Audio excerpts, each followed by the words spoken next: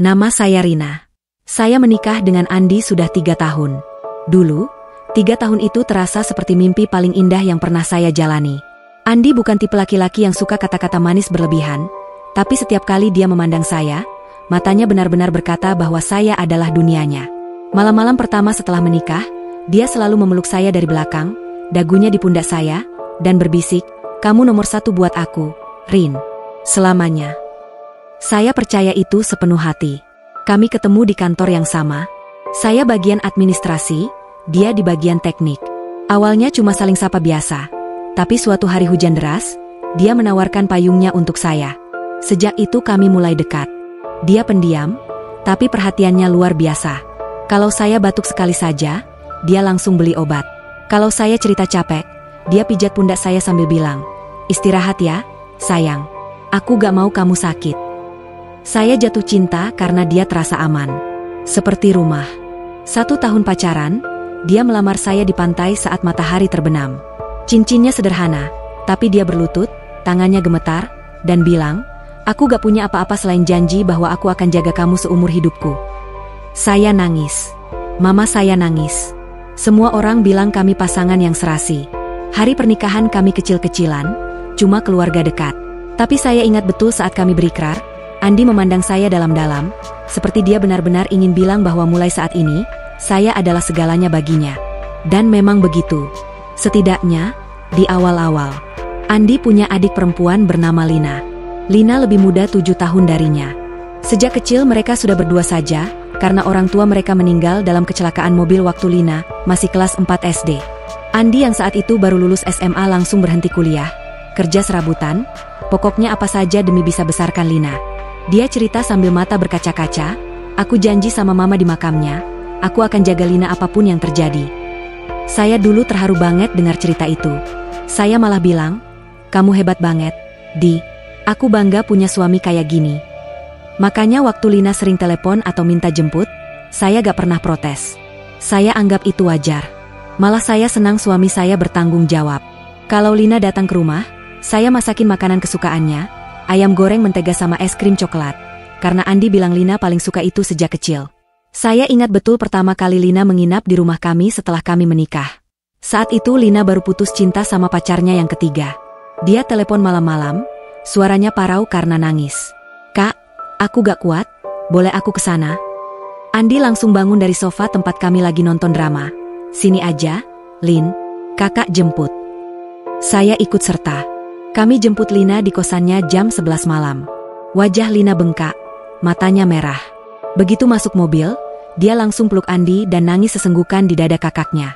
Andi peluk dia erat, elus-elus punggungnya, bilang, sudah, kakak ada di sini, gak apa-apa." Saya cuma diam di kursi depan, lihat mereka di kaca spion. Hati saya hangat. Saya pikir, wah, jarang ada kakak sebaik ini. Saya senang punya keluarga baru yang saling menyayangi. Sesampainya di rumah, saya langsung masak mie instan kesukaan Lina, beli es krim di minimarket, siapkan bantal tambahan. Kami bertiga duduk di ruang tamu sampai jam 3 pagi. Lina cerita panjang lebar tentang mantannya yang selingkuh. Andi mendengarkan dengan serius. Sesekali bilang, "Dia bodoh banget ninggalin kamu. Kamu terlalu baik buat dia." Saya ikut mengangguk, pegang tangan Lina. "Benar, Lin. Kamu cantik, pinter, baik. Banyak laki-laki yang antre buat kamu." Lina tersenyum kecil, peluk saya. "Makasih Karina, aku beruntung banget punya kakak ipar kayak kamu." Malam itu Andi bilang, "Aku tidur di sofa aja ya, biar Lina tenang tidur di kamar kita." Saya bilang, "Gak usah, tidur bertiga aja. Kan kasur kita besar." Tapi Andi ngotot, biar Lina lebih leluasa nangis kalau mau. Aku takut dia mimpi buruk. Saya mengalah. Saya malah senang karena Andi begitu perhatian pada adiknya. Saya peluk Lina di kasur, kami ngobrol lagi sampai dia tertidur. Saya lihat wajahnya yang polos saat tidur, mirip Andi banget. Saya elus rambutnya pelan, berpikir, semoga cepat sembuh lukanya. Pagi harinya saya bangun lebih dulu, masak sarapan spesial, telur mata sapi, roti bakar, sosis goreng. Andi masuk dapur, peluk saya dari belakang, cium leher saya. "Kamu baik banget sama Lina. Aku cinta mati sama kamu." Saya tersenyum lebar. Hati saya penuh. Saat itu saya benar-benar merasa hidup saya sempurna. Saya punya suami yang mencintai saya sepenuh hati. Saya punya adik ipar yang manis dan sayang sama saya. Keluarga kecil yang hangat. Saya tidak tahu bahwa kehangatan itu hanya topeng. Saya tidak tahu bahwa malam-malam Lina menginap itu adalah awal dari kehancuran rumah tangga saya. Saya tidak tahu bahwa kakak yang melindungi adik itu ternyata jauh lebih dalam, lebih gelap, lebih busuk dari yang pernah saya bayangkan. Saat itu saya cuma merasa beruntung. Padahal sebenarnya, saya sedang dibutakan oleh cinta yang ternyata hanya setengah hati. Dan itu baru permulaan. Setelah malam pertama Lina menginap karena putus cinta, saya pikir itu cuma kejadian sekali dua kali. Paling seminggu lagi dia sudah bisa balik ke kosannya, hidup normal lagi. Ternyata saya salah besar. 2 hari kemudian, Lina telepon lagi. Jam 10 malam, kami baru selesai makan malam, Andi lagi nyuci piring, saya lagi lipat baju. Tiba-tiba HP Andi berdering. Dia lihat layar, langsung angkat sambil senyum. Halo sayang, apa kabar? Saya masih tersenyum mendengarnya memanggil Lina, sayang. Biasa kan kakak memanggil adik gitu? Tapi 5 menit kemudian wajah Andi berubah serius. Iya, kakak jemput sekarang ya, jangan nangis. Dia matiin telepon, langsung ambil kunci mobil. Saya tanya, Lina kenapa lagi? Dia bilang takut sendirian di kosan. Katanya ada suara-suara aneh. Mending sini aja malam ini. Saya mengangguk. Ya sudah, jemput aja. Kasihan.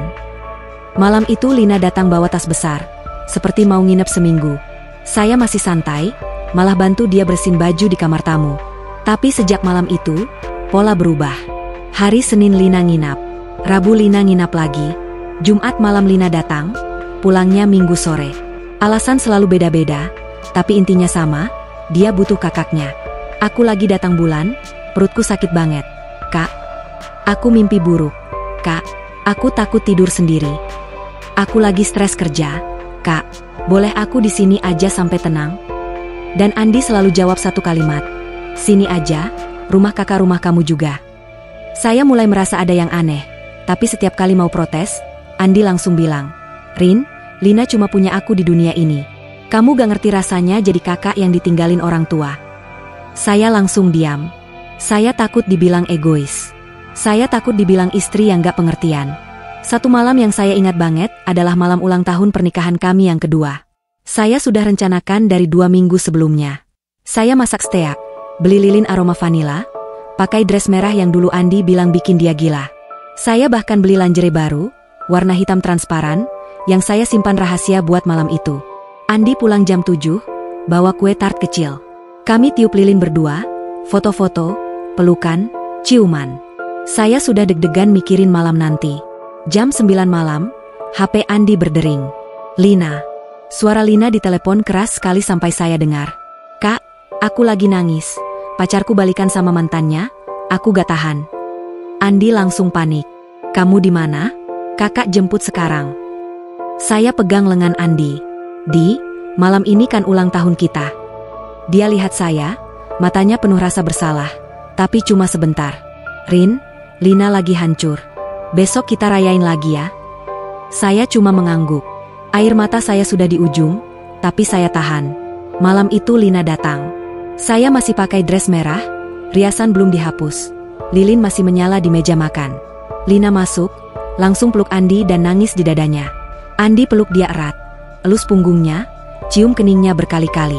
Saya berdiri di samping, merasa seperti pembantu yang salah masuk rumah. Lina tidur di kamar tamu. Andi ikut masuk ke situ. Pintu ditutup. Saya duduk di ruang makan sendirian, lihat lilin yang meleleh sampai habis. Kue tartnya cuma dipotong 1 iris kecil. Saya matikan lilin, buang ke tempat sampah, lalu masuk kamar tidur kami. Saya lepas dress merah itu, lempar ke pojok, pakai piyama biasa, dan tidur sendirian. Tengah malam saya bangun mau ke toilet. Saya lewat depan kamar tamu, pintunya agak terbuka. Saya lihat Andi tidur memeluk Lina dari belakang, tangannya melingkar di perut adiknya. Lina tersenyum dalam tidur, wajahnya menempel di dada Andi. Saya berdiri di situ beberapa menit. Dada saya sesak. Tapi saya balik ke kamar, tutup pintu pelan-pelan, dan pura-pura gak lihat apa-apa. Besok paginya saya bangun lebih awal, masak sarapan buat mereka berdua. Lina keluar kamar sambil selonjoran, rambut acak-acakan, pakai kaos Andi yang kebesaran. Dia peluk Andi dari belakang, cium pipi kakaknya. "Makasih ya kak, semalam aku tenang banget tidur sama kamu." Andi cium balik kening Lina. "Kapanpun kamu butuh, kakak ada." Saya pegang spatula, tangan saya gemetar. Tapi saya tetap tersenyum. "Ayo makan, sarapannya udah siap." Saya masih berusaha jadi istri yang pengertian. Saya masih berusaha percaya bahwa semua ini wajar. Padahal sebenarnya, malam ulang tahun pernikahan kami yang kedua, saya sudah mulai kehilangan suami saya. Perlahan-lahan, tapi pasti. Dan yang paling menyakitkan, saya tahu itu sedang terjadi, tapi saya terlalu takut untuk berhenti membela diri sendiri. Sekarang Lina menginap hampir setiap akhir pekan, kadang sampai Senin pagi. Rumah yang dulu sepi dan penuh canda kami berdua, sekarang selalu ada suara Lina, tawa kecilnya, langkah kakinya yang ringan, bau parfum manisnya yang sama seperti yang dipakai Andi. Saya mulai merasa seperti tamu di rumah sendiri.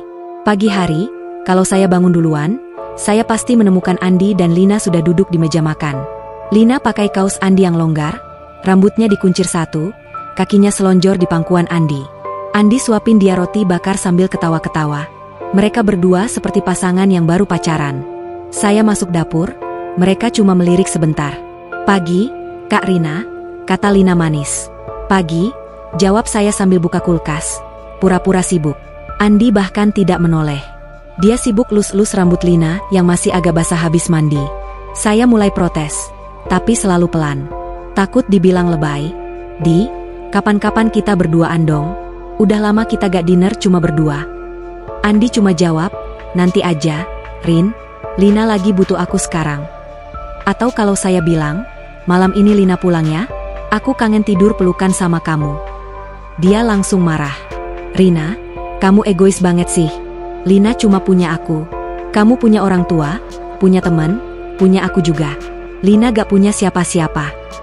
Saya langsung diam. Dada saya panas, tapi saya telan semua. Satu malam yang benar-benar membuat saya mulai takut adalah malam hujan deras. Petir menyambar-nyambar. Lina bilang dia takut petir sejak kecil. Andi langsung, "Tidur sama kakak aja malam ini." Saya coba santai. "Tidur bertiga juga bisa kok."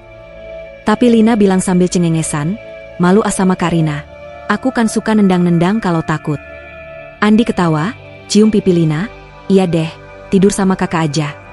Mereka masuk kamar tamu. Pintu ditutup rapat. Saya tidur sendirian lagi. Kasur king size terasa seperti lautan. Saya peluk guling, pura-pura itu Andi, tapi dingin. Tengah malam hujan makin deras. Saya bangun mau ambil air. Saat lewat depan kamar tamu, saya dengar suara. Bukan suara takut petir. Suara Lina, pelan sekali, "Kak, aku takut." Lalu suara Andi, lembut banget, "Tenang, kakak di sini. Kakak peluk kamu ya." Lalu sunyi sebentar, terus ada suara seperti kain bergesek, seperti orang bergerak di kasur. Lalu suara Lina lagi, napasnya cepet, "Kak, pelan-pelan, aku takut ketahuan." Saya berdiri di depan pintu, tangan saya gemetar pegang gelas. Jantung saya berdegup kencang sekali sampai telinga saya berdengung. Saya mau buka pintu, tapi kaki saya lemas. Saya balik ke kamar, tutup pintu, kunci dari dalam, lalu duduk di lantai sambil peluk lutut. Saya nangis tanpa suara sampai pagi. Besoknya saya pura-pura biasa saja. Saya masak nasi goreng kesukaan Andi, senyum lebar waktu mereka keluar kamar.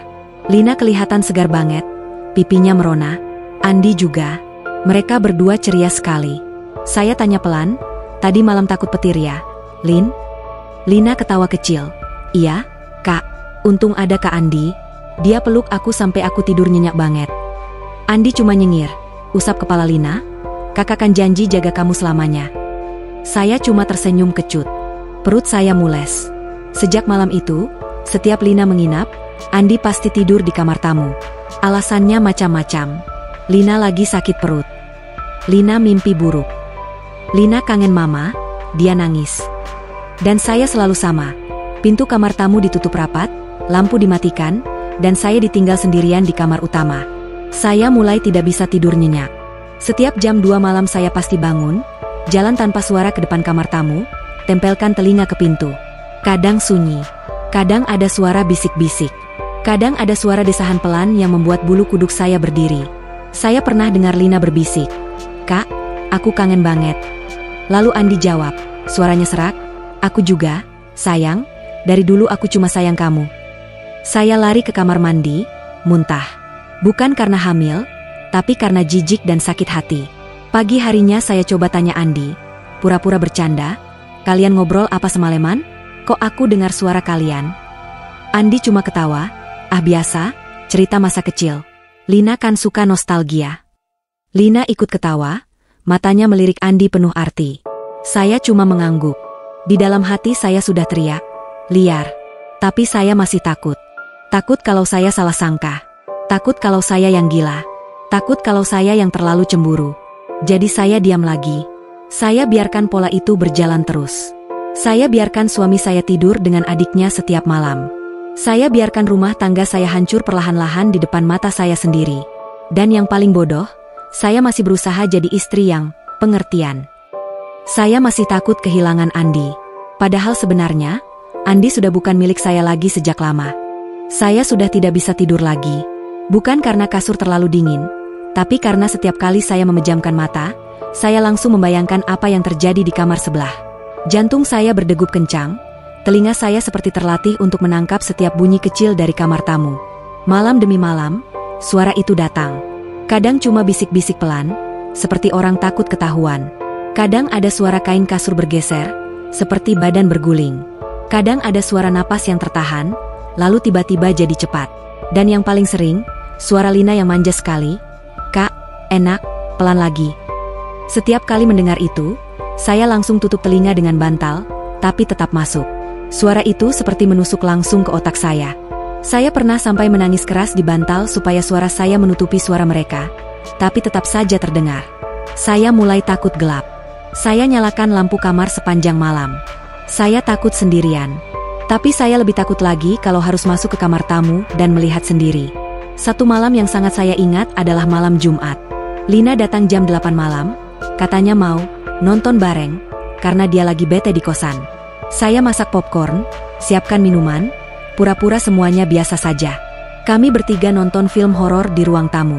Lina duduk di tengah, kepalanya bersandar di pundak Andi. Andi peluk pinggang adiknya sejak menit pertama. Saya duduk di ujung sofa, pegang bantal peluk, pura-pura fokus ke layar TV. Jam 11 film selesai. Saya bilang, aku tidur duluan ya, capek. Andi cuma mengangguk tanpa menoleh. Lina malah bilang manja, "Kak, aku takut tidur sendiri, tadi filmnya serem banget." Andi langsung, "Tidur sama kakak aja." Mereka masuk kamar tamu. Pintu ditutup. Kunci diklik. Saya masuk kamar utama, duduk di ranjang, pegang HP. Saya buka galeri foto, lihat foto pernikahan kami. Andi tersenyum lebar, peluk saya erat, bibirnya menempel di pipi saya. Saya ingat betul hari itu dia bilang, "Kamu satu-satunya yang aku mau peluk seumur hidup." Saya nangis sampai sesenggukan. Jam 1 malam saya tidak tahan lagi. Saya keluar kamar, jalan tanpa suara, berdiri di depan pintu kamar tamu. Saya tempelkan telinga. Kali ini suaranya lebih jelas dari biasanya. "Kak, aku kangen banget." Suara Lina, manja sekali.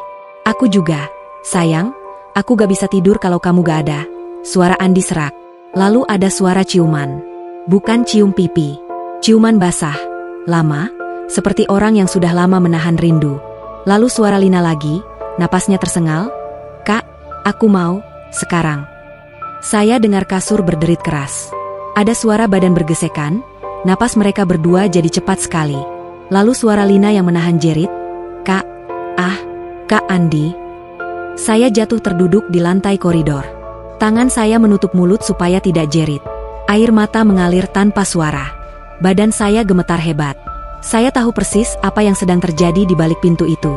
Suami saya sedang bercinta dengan adik kandungnya sendiri. Di rumah kami, di ranjang yang saya beli dengan tabungan kami. Sementara saya, istrinya, duduk di lantai seperti anjing yang ditinggal tuannya. Saya entah dapat kekuatan dari mana. Saya berdiri, balik ke kamar, buka lemari baju dalam. Saya ambil semua lingerie seksi yang dulu Andi suka. Yang hitam, yang merah, yang putih transparan. Saya robek satu persatu dengan tangan. Saya tarik sampai sobek. Saya injak-injak. Saya lempar ke lantai sambil nangis. Saya benci tubuh saya. Saya benci payudara saya yang dulu dia bilang sempurna. Saya benci pinggang saya yang dulu dia pegang erat setiap malam. Saya benci karena saya bukan Lina. Pagi harinya mereka keluar kamar jam 10. Lina pakai kaos Andi yang kebesaran, rambutnya acak-acakan, bibirnya bengkak. Andi cuma pakai celana boxer, badannya penuh bekas cakar merah di punggung. Mereka lihat saya sudah di dapur, langsung pura-pura biasa. "Pagi Kak Rina," kata Lina ceria. Andi cium pipi saya sekilas. "Pagi sayang, kamu bangun cepet ya." Saya cuma tersenyum. Matanya masih merah karena nangis semalaman, tapi saya sembunyikan dengan concealer tebal. Saat makan pagi, Andi tiba-tiba bilang, "Rin, kamu kok akhir-akhir ini jelek banget sih?" Matanya sembab, kulitnya kusam. Lina aja lebih fresh. Lina ketawa kecil, "Iya Kak Rina kurang tidur kali." Saya cuma mengangguk. "Iya, maaf." Di dalam hati saya teriak, "Tanya saja kenapa aku gak bisa tidur. Tanya saja kenapa aku nangis setiap malam." Tapi saya diam. Malam itu saya mulai minum obat tidur. 2 tablet. Supaya saya pingsan sebelum suara-suara mulai lagi. Tapi bahkan dalam mimpi, saya masih mendengar suara Lina memanggil, Kak Andi." Saya terbangun berkali-kali, berkeringat dingin, teriak kecil di bantal. Saya sudah jadi orang gila. Dan yang paling menyakitkan, saya masih pura-pura tidak tahu apa-apa. Saya masih masak buat mereka. Saya masih nyuci baju mereka. Saya masih senyum kalau mereka berdua ciuman di depan saya. Bilangnya, cuma cium adik. Saya masih istri yang baik. Padahal setiap detik, hati saya mati sedikit demi sedikit. Dan suara dari kamar sebelah itu tidak pernah berhenti menghantui saya. Malam demi malam. Sampai saya hampir benar-benar kehilangan akal. Saya sudah tidak tahan lagi. Setiap malam saya hanya pura-pura tidur. Saya matikan lampu kamar utama jam 10, berbaring di kasur, menunggu mereka masuk kamar tamu. Begitu pintu kamar tamu tertutup dan kunci diklik, saya langsung bangun. Kaki saya dingin, tapi saya paksa jalan tanpa suara. Malam itu adalah malam terakhir saya masih berusaha, tidak tahu. Lina datang jam 8 malam. Alasan klasik, kosan aku lagi mati lampu. "Kak, aku takut gelap." Andi langsung buka pintu lebar-lebar, peluk Lina di depan pintu masuk, cium keningnya berkali-kali. Saya berdiri di belakang mereka, pegang remote TV, pura-pura sibuk ganti channel. Mereka langsung masuk kamar tamu. Lampu dimatikan, pintu ditutup, kunci diklik. Saya duduk di sofa ruang tamu dalam gelap, pegang HP, tapi layar saya matikan. Saya hitung detik dalam hati. 1 menit, 5 menit, 10 menit. Biasanya baru mulai jam 11 ke atas. Jam 00.47 saya bangun. Saya lepas sandal supaya tidak berbunyi. Saya jalan pelan, lantai dingin menusuk telapak kaki. Sampai di depan pintu kamar tamu, saya tempelkan telinga seperti biasa. Malam itu pintunya tidak dikunci rapat. Ada celah kecil, mungkin 1 atau 2 sentimeter. Entah lupa, entah sengaja. Saya dorong pelan sekali dengan ujung jari. Pintu terbuka sedikit lagi. Sekarang celahnya sekitar 4 sentimeter. Cukup untuk 1 mata. Saya lihat. Dan dunia saya langsung runtuh. Di dalam kamar hanya menyala lampu tidur kecil warna kuning temaram. Cahaya cukup untuk melihat semuanya dengan jelas. Andi dan Lina telanjang bulat. Andi berbaring telentang. Lina naik ke atasnya, pinggulnya bergerak pelan naik turun. Rambut Lina tergerai menutupi wajahnya, tapi saya lihat bibirnya terbuka, matanya setengah terpejam.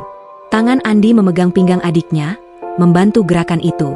Kadang dia angkat kepala, cium dada Lina yang bergoyang-goyang. Mereka tidak berisik, hanya napas berat dan desahan kecil yang tertahan. Lina menunduk, cium bibir Andi lama sekali. Lalu dia berbisik, suaranya manja dan serak, "Kak, aku sayang banget sama kakak. Dari dulu cuma mau sama kakak." Andi balas ciuman lebih ganas, tangannya naik ke dada Lina, meremas. "Kakak juga cuma mau kamu, Lin. Selamanya cuma kamu." Saya berdiri di balik pintu, tangan menutup mulut rapat-rapat. Air mata mengalir tanpa suara. Badan saya gemetar hebat sampai lutut saya hampir ambruk. Saya lihat bekas ciuman merah di leher Lina. Saya lihat punggung Andi penuh goresan kuku. Saya lihat mereka berdua bergerak semakin cepat. Napas mereka jadi satu, sampai akhirnya Lina menegang, kepalanya terdongak ke belakang, mulutnya terbuka lebar tanpa suara. Andi ikut menegang, peluk Lina erat sekali, seperti takut kehilangan. Lalu mereka diam. Hanya napas tersengal. Lina ambruk di dada Andi. Andi elus-elus punggung adiknya, cium rambutnya berkali-kali. "Kamu capek ya, sayang?" Tanya Andi lembut. Lina cuma mengangguk, tersenyum manis. Enak banget. Kak, aku gak mau sama orang lain selain kakak. Andi cium keningnya lagi. Kakak janji, gak akan pernah ninggalin kamu. Saya tidak sanggup lagi. Saya dorong pintu pelan-pelan supaya tidak berderit, lalu lari tanpa suara ke kamar mandi di ujung rumah. Saya kunci pintu, jatuh berlutut di depan toilet, muntah sampai perut saya kosong. Saya pegang wastafel, lihat muka saya di cermin, mata bengkak, wajah pucat seperti mayat. Saya buka keran, cipratkan air ke muka berkali-kali, tapi rasa jijik itu tidak hilang. Saya merasa kotor. Saya merasa bodoh. Saya merasa selama 3 tahun ini cuma mainan mereka. Saya duduk di lantai kamar mandi yang dingin, peluk lutut, nangis tanpa suara sampai subuh. Saya takut keluar. Saya takut mereka tahu saya sudah lihat. Saya takut hidup saya benar-benar sudah berakhir. Pagi jam 6 saya paksa diri keluar. Saya mandi, pakai baju rapi, makeup tebal supaya tidak kelihatan habis nangis. Saya masak sarapan seperti biasa, telur dadar, roti bakar, kopi. Jam 7 pintu kamar tamu terbuka. Lina keluar duluan, pakai kaos Andi yang kebesaran, rambut basah habis mandi. Dia tersenyum lebar. Pagi Kak Rina, wangi banget masakannya. Andi keluar belakangan, cuma pakai celana pendek, badannya masih basah. Dia cium pipi saya sekilas. Pagi sayang. Saya tersenyum.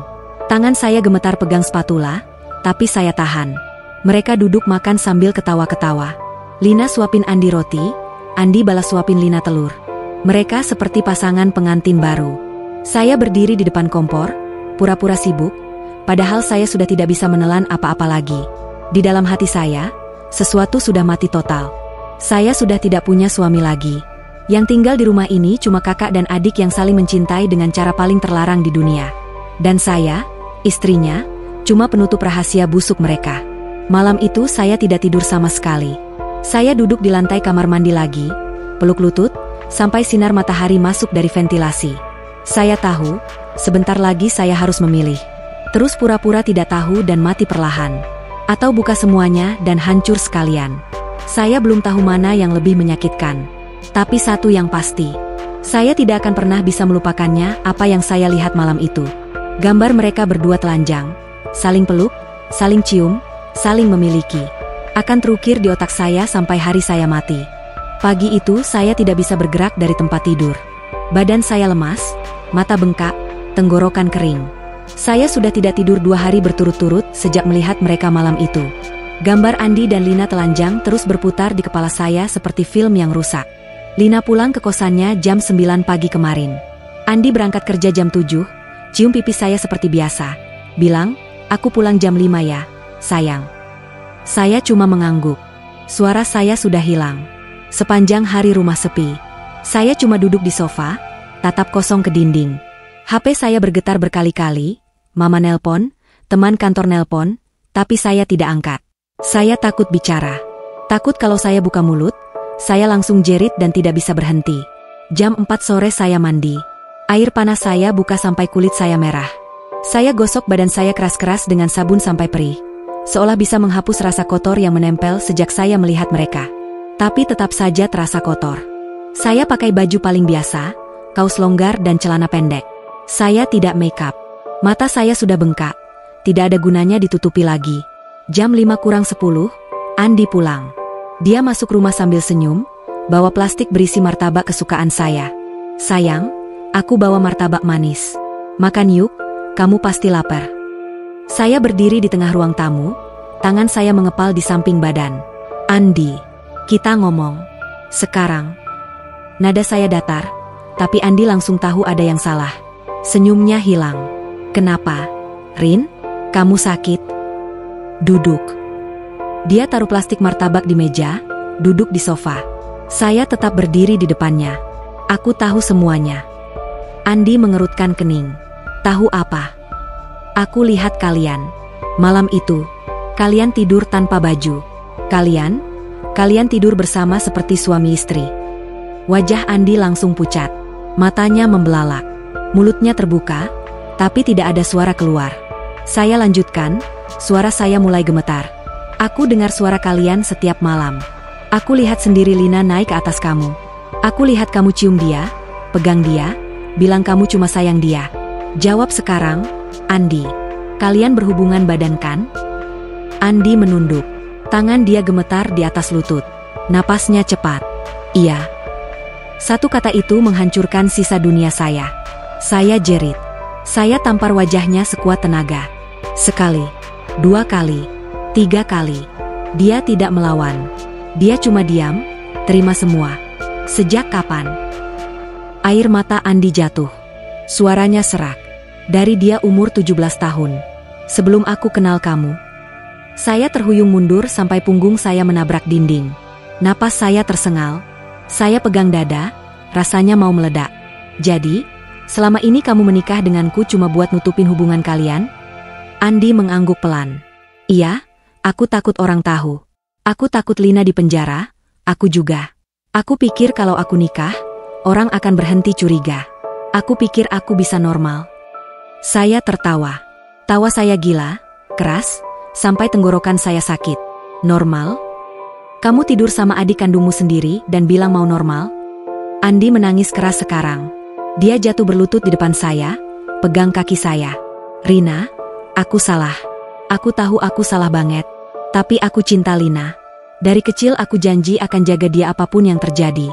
Waktu dia bilang takut hamil kalau sama cowok lain, dia minta aku yang ambil keperawanannya. Aku gak bisa nolak, aku juga pengen dia. Saya tendang dia sampai terjatuh ke samping. Jadi kamu bangga ya? Kamu bangga sudah merusak adikmu sendiri? Kamu bangga sudah bohongi aku 3 tahun? Andi meringkuk di lantai, nang tangis seperti anak kecil. Aku juga cinta kamu, Rin. Beneran. Awalnya aku pikir aku bisa berhenti sama Lina kalau sudah nikah. Tapi tiap dia nangis, tiap dia minta, aku gak kuat. Aku lemah. Saya jongkok di depannya, pegang kerah bajunya, tarik sampai wajah kami dekat sekali. 5 malam lalu kamu bilang ke Lina, kamu cuma sayang dia selamanya. Itu cinta apa sama aku? Dia cuma menangis. Tidak bisa jawab. Saya lepaskan kerahnya, berdiri, buka pintu rumah lebar-lebar. Keluargamu busuk. Kamu busuk. Keluar dari hidupku. Sekarang juga. Andi merangkak mendekat, peluk kaki saya lagi. Rin, maafin aku. Aku janji berubah. Aku akan usir Lina. Aku akan ke psikiater, aku apa saja. Saya tarik kaki saya kasar. Terlambat. Aku sudah muak. Aku sudah jijik sama kamu. Saya masuk kamar, kunci pintu dari dalam. Saya dengar Andi ketuk-ketuk pintu, nangis, minta maaf berulang-ulang. Saya tutup telinga dengan bantal, jerit sekuat-kuatnya sampai tenggorokan berdarah. Malam itu Andi tidur di sofa. Saya tidak keluar kamar sama sekali. Saya buka lemari, lihat foto pernikahan kami, robek satu persatu sampai jadi serpihan kecil. Saya buka laci, ambil cincin kawin saya, lempar ke tempat sampah. Saya sudah tidak punya suami lagi.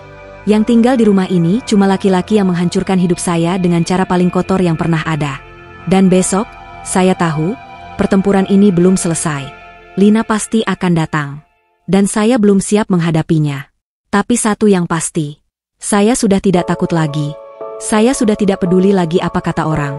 Saya hanya ingin mereka merasakan sakit yang sama seperti yang saya rasakan sekarang. Sepotong demi sepotong. Sampai hancur. Pagi itu rumah terasa seperti kuburan. Andi tidak berani menatap saya. Dia duduk di meja makan, cuma mengaduk-aduk kopi yang sudah dingin. Matanya merah, wajahnya pucat. Aku tidak masak apa-apa. Aku cuma berdiri di dapur, pegang cangkir kosong, tatap lurus ke depan. Jam 10 pintu depan dibuka pakai kunci cadangan. Lina masuk tanpa mengetuk. Dia pakai dress putih pendek, rambut dikuncir satu, wajahnya segar seperti habis tidur nyenyak. Bibirnya merah muda, matanya bening. Dia bawa paper bag kecil, pasti oleh-oleh seperti biasa. Begitu lihat wajah kami berdua, dia langsung tahu ada yang salah. Kak Andi, Kak Rina, kenapa? Andi langsung berdiri, mendekat ke Lina, peluk pinggangnya pelan. Lin, Kak Rina sudah tahu semuanya. Lina menoleh ke arahku. Matanya membelalak. Wajahnya langsung pucat. Aku cuma menatapnya dingin. Tidak ada senyum, tidak ada kata selamat datang. Lina lepaskan pelukan Andi, melangkah pelan mendekatiku. Kak Rina, aku minta maaf. Suara Lina kecil, gemetar. Air matanya sudah menggenang. Aku tidak menjawab. Aku cuma menatapnya dari atas sampai bawah, seperti melihat sampah. Dia jatuh berlutut di depanku. Kedua tangannya memegang kakiku. Kak, aku tahu aku salah besar. Aku tahu aku merebut suami kakak. Tapi aku cinta Kak Andi. Dari kecil aku cuma punya dia. Dia yang gendong aku waktu aku sakit. Dia yang nyanyi lagu Nina Bobo waktu aku takut gelap. Dia yang janji gak akan pernah ninggalin aku. Air matanya menetes ke lantai. Aku tetap diam. Lina lanjut bicara, suaranya semakin parau. Umur 17 aku takut pacaran. Aku takut hamil, takut dipakai lalu dibuang. Aku bilang ke Kak Andi, Kak, aku mau yang pertama cuma kakak. Aku percaya cuma sama kakak. Dia nolak berkali-kali, Kak. Dia bilang itu salah. Tapi aku nangis. Aku ancam bunuh diri kalau dia gak mau. Akhirnya dia kasih. Sejak itu kami gak bisa berhenti. Setiap aku takut, setiap aku kangen, aku minta dia lagi. Dan dia selalu kasih. Aku menarik kakiku dari pegangan Lina. Jadi kamu bangga ya? Kamu bangga sudah merusak kakakmu sendiri? Kamu bangga sudah bikin aku jadi penutup dosa kalian bertahun-tahun? Lina menggeleng keras. Bukan, Kak, aku malu. Aku jijik sama diri aku sendiri. Tapi aku gak bisa hidup tanpa Kak Andi. Kalau Kak Rina mau aku pergi, aku akan pergi. Aku akan bunuh diri supaya Kak Rina bisa bahagia lagi sama Kak Andi. Kata-kata itu membuat Andi panik. Dia langsung jongkok, peluk Lina erat dari samping. Jangan ngomong gitu, Lin. Kamu gak boleh mati. Kamu satu-satunya alasan aku hidup. Aku tertawa dingin. Lihat, kamu bilang mau pergi, dia langsung panik. Kamu bilang mau bunuh diri, dia langsung peluk kamu. Aku sudah gak ada di mata dia, Lina. Dari dulu aku cuma boneka. Lina menangis keras, mukanya bersembunyi di dada Andi. Andi juga menangis, elus-elus rambut Lina terus. Aku melangkah mendekat, suaraku dingin sekali. Kalian berdua menjijikkan. Kalian tahu itu incest? Kalian tahu itu haram? Kalian tahu kalau ketahuan kalian bisa dipenjara? Tapi kalian tetap lakukan di rumah ini, di ranjang yang aku beli, di kasur yang aku cuci setiap minggu. Lina mengangkat wajahnya, air mata berlelehan. Aku tahu, Kak. Aku sering muntah sendiri kalau ingat apa yang kami lakukan. Tapi aku gak bisa lepas. Aku kecanduan Kak Andi. Aku gila kalau gak ada dia. Aku menamparnya keras. Kepalanya miring ke samping, pipinya langsung merah. Jangan pura-pura jadi korban. Kamu perusak rumah tangga orang. Lina tidak melawan. Dia cuma menunduk, nangis lebih keras. Andi langsung berdiri, melindungi Lina di belakang tubuhnya. Rina, cukup. Tampar aku kalau mau, tapi jangan Lina. Aku tersenyum sinis. Lihat, kamu selalu bela dia. Selalu. Dari dulu sampai sekarang. Aku cuma sampah buat kalian. Aku masuk kamar, ambil tas besar, mulai masukkan baju-baju. Andi panik, ikut masuk, pegang tanganku. Rin, jangan pergi. Aku janji aku akan berubah. Aku akan usir Lina. Aku akan ke dokter jiwa. Aku apa saja asal kamu gak pergi. Aku lepaskan tangannya kasar. Kamu bisa usir dia? Kamu bisa hidup tanpa cium dia? Tanpa peluk dia? Tanpa tidur sama dia? Jawab jujur. Andi diam. Matanya berkaca-kaca. Dia tahu jawabannya. Aku lanjut masukkan baju, foto KTP, akta nikah, semuanya. Aku yang pergi. Rumah ini sudah terlalu kotor buat aku. Lina berdiri di pintu kamar, wajahnya penuh air mata. Kak Rina, maafin aku akan hilang dari hidup kalian. Andi langsung menoleh, suaranya keras. Gak, kamu gak boleh pergi. Aku gak bisa hidup tanpa kamu. Aku berhenti mengemas. Aku menatap mereka berdua, satu persatu. Sekarang sudah jelas sekali. Aku bukan istri lagi, aku cuma penghalang. Aku tarik tas, seret ke ruang tamu. Andi mengejar, memelukku dari belakang. Rina, aku mohon, aku cinta kamu juga. Aku lepaskan pelukannya, buka pintu depan lebar-lebar. Cinta? Kamu cuma cinta adikmu. Aku cuma alat. Selamat tinggal, Andi. Aku melangkah keluar. Angin sore menerpa wajahku. Aku dengar Andi menangis di belakangku, memanggil namaku berkali-kali. Lina juga menangis, suaranya kecil memanggil, Kak Rina. Aku tidak menoleh lagi. Aku jalan cepat ke pinggir jalan, naik ojek online, langsung ke rumah mama. Di dalam motor, air mataku akhirnya jatuh. Bukan karena sedih lagi, tapi karena marah. Marah pada mereka. Marah pada diriku sendiri yang terlambat sadar. Malam itu aku tidur di kamar lamaku. Mama peluk aku sampai pagi, tidak tanya apa-apa, cuma lus punggungku sambil bilang, "Sudah, nak, mama ada." Dan untuk pertama kalinya setelah bertahun-tahun, aku tidur tanpa suara aneh dari kamar sebelah. Tapi mimpi burukku belum selesai. Karena aku tahu, mereka masih bersama. Dan aku masih harus hidup dengan luka yang mereka buat. Luka yang mungkin tidak akan pernah sembuh. Malam itu aku mengemasi barang dengan tangan gemetar. Tas koper besar terbuka di lantai kamar. Aku masukkan baju, sepatu, dokumen, foto keluarga, apa saja yang masih terasa milikku. Setiap baju yang aku pegang seperti berbau Andi. Aku buang sebagian besar ke keranjang cucian kotor, biar dia yang cuci sendiri nanti. Andi berdiri di pintu kamar, wajahnya basah air mata. "Rin, jangan pergi malam ini. Besok aja. Aku janji aku akan cari jalan keluar. Aku akan usir Lina. Aku akan pindah kerja kalau perlu. Kita mulai dari nol lagi, ya?" Aku tidak menjawab. Aku cuma terus melipat baju, memasukkan ke koper. Dia masuk, berlutut di depanku, pegang kedua tanganku. Aku salah. Aku tahu aku gak pantas minta apa-apa lagi. Tapi aku cinta kamu, Rin. Beneran. Aku takut kehilangan kamu. Aku tarik tanganku kasar. "Cinta? Kamu bilang cinta padaku sambil tidur sama adikmu setiap malam? Kamu bilang takut kehilangan aku, tapi tiap Lina datang kamu lupa aku ada? Jangan bohong lagi, Andi. Aku sudah muak." Dia menangis keras, kepalanya menunduk sampai menyentuh lantai. Aku lemah, aku gak kuat nolak Lina, tapi aku juga gak mau kehilangan kamu. Aku tertawa kecil, suaraku pahit. "Kamu sudah kehilangan aku sejak pertama kali kamu sentuh Lina. 3 tahun lalu. Bahkan sebelum kita nikah."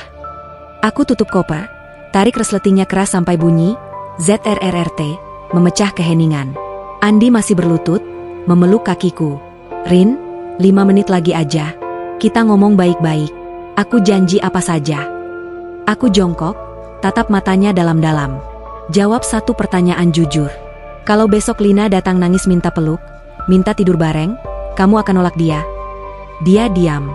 Matanya berkaca-kaca, mulutnya bergetar, tapi tidak ada kata keluar. Aku tersenyum dingin. "Sudah, jawabanmu jelas." Aku berdiri, seret koper keluar kamar. Andi merangkak mengejar, peluk pinggangku dari belakang. "Rina, aku mohon, aku gak bisa hidup tanpa kamu." Aku lepaskan pelukannya, buka pintu depan lebar-lebar. Udara malam masuk, dingin menusuk kulit. Aku telepon Mama jam 11 malam. Suaraku pecah begitu Mama angkat. "Ma, jemput Rina ya. Rina mau pulang." Mama cuma bilang, "Mama langsung ke sana. Tunggu Mama." Aku duduk di teras depan rumah, koper di samping, tangan memeluk lutut. Andi duduk di lantai depan pintu, menangis tanpa suara. Kami tidak bicara lagi. Hanya suara jangkrik dan angin. Jam 11:30, lampu mobil Mama menyelinap masuk halaman. Mama turun, lihat aku duduk sendirian di teras, langsung lari peluk aku erat-erat. Aku akhirnya nangis keras di dadanya, seperti anak kecil. Mama tidak tanya apa-apa. Dia cuma lus punggungku, bilang, "Sudah, nak, pulang sama Mama." Andi berdiri, mencoba mendekat. "Tante, maafin Andi, tolong jangan bawa Rina pergi." Mama menatapnya dingin. "Kamu sudah cukup menyakiti anak saya. Minggir." Andi tetap berdiri di depan pintu mobil, tangannya gemetar. "Rin, sekali lagi, aku mohon." Aku masuk mobil, tutup pintu keras. Mama nyalakan mesin. Andi ketuk kaca jendela berkali-kali, memanggil namaku, air matanya mengalir deras. Aku tidak menoleh. Mobil mulai jalan. Lewat kaca spion aku lihat Andi berlari kecil mengejar mobil, lalu jatuh berlutut di tengah jalan, tangannya menengadah ke langit. Suara tangisnya terbawa angin sampai jauh. Di dalam mobil aku akhirnya jerit. Jerit keras, panjang, sampai tenggorokan aku sakit. Aku pukul-pukul dashboard, aku tarik-tarik rambutku sendiri, aku teriak, "Kenapa? Kenapa aku bodoh sekali?" Mama cuma pegang tanganku erat-erat, biarkan aku habiskan semua air mata. Sampai di rumah Mama jam 1 malam. Rumah kecil yang dulu aku tinggali sebelum nikah. Kamar lamaku masih sama. Dinding biru muda, poster boyband lama, boneka beruang di atas ranjang. Mama buatkan susu hangat, peluk aku sampai aku tertidur di pangkuannya. Aku menangis dalam tidur, bermimpi Andi dan Lina tertawa-tawa di atas kasur kami, sementara aku berdiri di luar pintu seperti hantu. Pagi harinya aku bangun dengan mata bengkak. Mama sudah siapkan sarapan. Nasi goreng kesukaanku, telur ceplok, kerupuk. Aku makan sedikit, lalu muntah di kamar mandi. Mama masuk, elus punggungku. Cukup, nak. Sekarang istirahat. Besok kita urus semuanya. Aku mengangguk. Aku tahu, semuanya, artinya cerai. 3 hari aku tidak keluar kamar. HP aku matikan. Teman kantor telepon mama, bilang aku boleh cuti sebulan. Mama cuma jawab, anak saya lagi sakit jiwa. Nanti saya kasih tahu kalau sudah sembuh. Hari keempat aku akhirnya mandi, ganti baju, duduk di ruang tamu. Mama bawa map besar berisi dokumen rumah, tabungan, akta nikah. Kita ke pengacara dulu, ya. Habisin ini secepat mungkin. Aku mengangguk. Aku sudah tidak peduli harta. Aku cuma mau nama aku lepas dari nama Andi. Di perjalanan ke pengacara, aku lihat papan reklame besar, rumah tangga bahagia dimulai dari kejujuran. Aku tertawa kecil, lalu nangis lagi. Pengacara bilang proses bisa cepat kalau Andi tidak melawan. Aku telepon Andi malam itu dari HP mama. Dia angkat di dering pertama. Suaranya parau. Rin, kamu di mana? Aku kangen banget. Aku cuma bilang satu kalimat, suaraku datar. Tanda surat cerai. Jangan bikin susah. Dia menangis di telepon. Rina, aku tahu aku gak pantas lagi. Aku tanda apa saja asal kamu bahagia. 2 minggu kemudian surat cerai ditandatangani. Tanpa sidang. Tanpa drama. Andi serahkan semua. Rumah, mobil, tabungan bersama. Dia cuma minta satu, foto pernikahan kami yang besar di dinding ruang tamu. Aku bilang, bakar saja. Hari aku ambil barang terakhir di rumah itu, aku lihat Andi duduk di sofa, wajahnya tirus, matanya cekung. Di pangkuannya ada Lina, meringkuk seperti anak kecil, tangan Andi mengelus rambut adiknya terus. Mereka tidak menatapku. Aku juga tidak menatap mereka. Aku tarik koper terakhir, tutup pintu rumah itu untuk selamanya. Di luar, matahari bersinar terang. Aku tarik napas dalam-dalam. Aku sudah tidak punya suami lagi. Aku sudah tidak punya rumah lagi. Tapi aku masih punya diri sendiri. Dan untuk pertama kalinya setelah bertahun-tahun, aku merasa bebas. Bebas dari kebohongan. Bebas dari suara-suara malam. Bebas dari luka yang mereka buat. Aku masuk mobil mama, tutup pintu, dan kami pergi tanpa menoleh lagi. Babak paling gelap dalam hidupku sudah selesai. Sekarang aku harus belajar hidup lagi. Sendirian. Tapi utuh. 4 bulan berlalu sejak aku meninggalkan rumah itu. Aku tinggal di apartemen studio kecil di pinggir kota, lantai 12, 1 kamar, 1 kamar mandi, dapur mini. Semua barangku muat dalam 3 koper. Aku sengaja pilih yang kecil supaya aku tidak punya tempat untuk menyimpan kenangan lama. Hari pertama pindah, aku membakar semua foto pernikahan di wastafel. Api kecil menyala, kertas mengeriting hitam, asap mengepul ke ventilasi. Aku menangis sambil menonton wajah kami berdua meleleh jadi abu. Setelah itu aku buka jendela lebar-lebar, biar bau hangusnya pergi bersama angin. Mama datang hampir setiap hari di minggu pertama. Dia bawa makanan, bawa tanaman kecil, bawa pelukan. Aku cuma bisa duduk di sofa, tatap kosong ke jendela. Kadang aku menangis tanpa suara, kadang aku diam berjam-jam. Mama tidak pernah paksa aku bicara. Dia cuma bilang, Mama di sini, sampai kapanpun. Aku mulai kerja lagi di bulan kedua. Kantor lama menerima aku kembali. Bahkan kasih posisi lebih tinggi karena mereka tahu aku baru saja melewati masa sulit.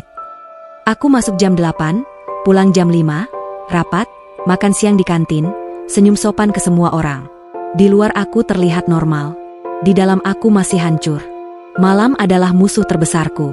Setiap kali lampu kota mati dan kamar jadi gelap, gambar mereka muncul lagi.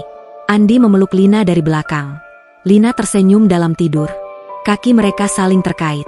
Bekas ciuman di leher Lina. Aku sering terbangun jam 3 pagi, berkeringat dingin, lari ke kamar mandi, muntah.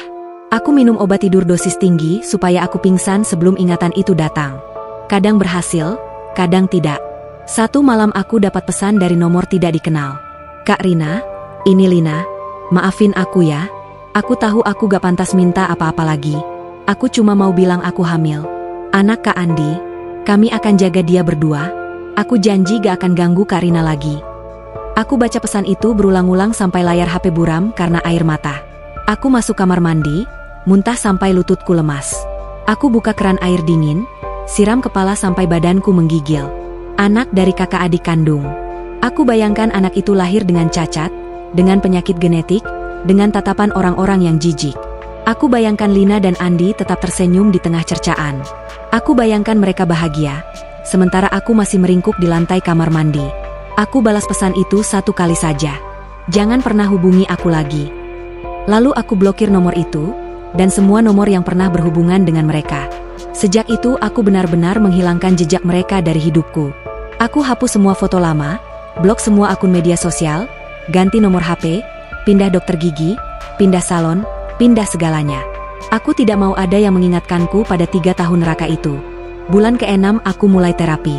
Psikologku perempuan, usia 50-an, suaranya lembut tapi tegas. Pertama kali ketemu, dia tanya, "Kamu mau cerita dari mana?" Aku menangis 1 jam tanpa henti. Setelah itu aku datang 2 kali seminggu. Aku ceritakan semua. Suara-suara malam, pintu yang aku intip, pengakuan Andi, pesan Lina yang hamil. Dia tidak menghakimi. Dia cuma mengangguk dan bilang, "Kamu bukan korban yang lemah. Kamu korban yang selamat." Kata, "selamat," itu terasa aneh di telingaku. Tapi lama-lama aku mulai percaya. Aku mulai olahraga. Lari pagi di taman apartemen. Awalnya cuma 5 menit, napasku habis. Sekarang aku bisa lari 45 menit tanpa berhenti. Badanku kembali kencang, kulitku lebih cerah. Teman kantor bilang, "Rina kok sekarang glowing banget?" Aku cuma tersenyum. Aku juga mulai menabung lagi. Aku beli tanaman kecil, aku beli lukisan murah, aku beli lilin aroma lavender. Apartemenku yang dulu kosong sekarang terasa seperti rumah. 1 tahun setelah cerai, aku dapat promosi besar. Gajiku naik 2 kali lipat. Aku beli mobil kecil sendiri, warna putih. Hari aku ambil mobil di dealer. Aku duduk di dalamnya sendirian, pegang setir, lalu menangis. Bukan karena sedih, tapi karena aku berhasil membeli sesuatu tanpa nama Andi di surat-suratnya. Mama bilang, "Kamu sudah bangkit, Nak." Aku mengangguk. Aku tahu aku belum sembuh total. Luka itu masih ada, kadang malam-malam masih terasa nyeri. Tapi aku sudah bisa bernapas lagi. Aku tidak pernah mencari tahu kabar mereka lagi. Tapi suatu hari, tanpa sengaja, teman lama cerita di grup kantor lama. Andi sama Lina pindah ke kota lain. Katanya mau mulai hidup baru. Lina sudah lahirin anak laki-laki. Sehat. Mereka bilang anak itu, anugerah. Aku baca pesan itu, lalu langsung keluar dari grup tanpa berkomentar. Malam itu aku tidak minum obat tidur.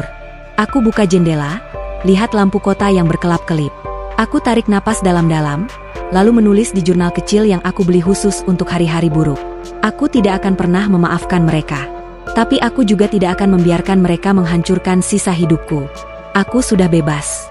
Dan aku akan terus bebas.